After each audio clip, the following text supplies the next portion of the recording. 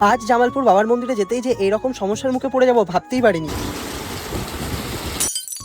কয়েকদিন ধরেই মনটা একটু অস্থির অস্থির লাগছিল, তাই ভাবলাম আজ বিকালে একটু জামালপুর দিয়ে ঘুরে আসি। কিন্তু বাড়ি থেকে যেই বেরিয়েছি দোমারে বৃষ্টি শুরু, তাই গাড়িটাকে দাঁড় করিয়ে আমিও দাঁড়িয়ে পড়ি একটা দোকানে। দেখো কি জোরে বৃষ্টি হচ্ছে।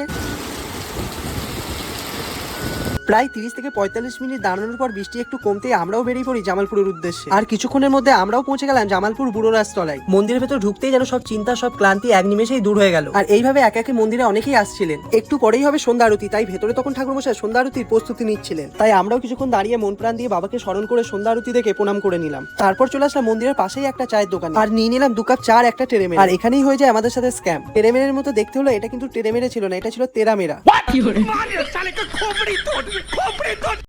মন্দিরে কিছুক্ষণ সময় কাটিয়ে তারপর আমরা চলে আসলাম আমাদের ডানহাটের একটা রেস্টুরেন্টে। কৈলাস বললো আজ খাওয়া হবে তাই। আর এখান থেকে আমরা নিয়ে নিলাম 2 প্লেট চাউমিন। আর এইদিকে হিরো তখন ফোনে ব্যস্ত। লজ্জা লাগা দরকার। তো চলো ভিডিওটা এখানেই শেষ করছি, দেখা হচ্ছে পরের ব্লগে।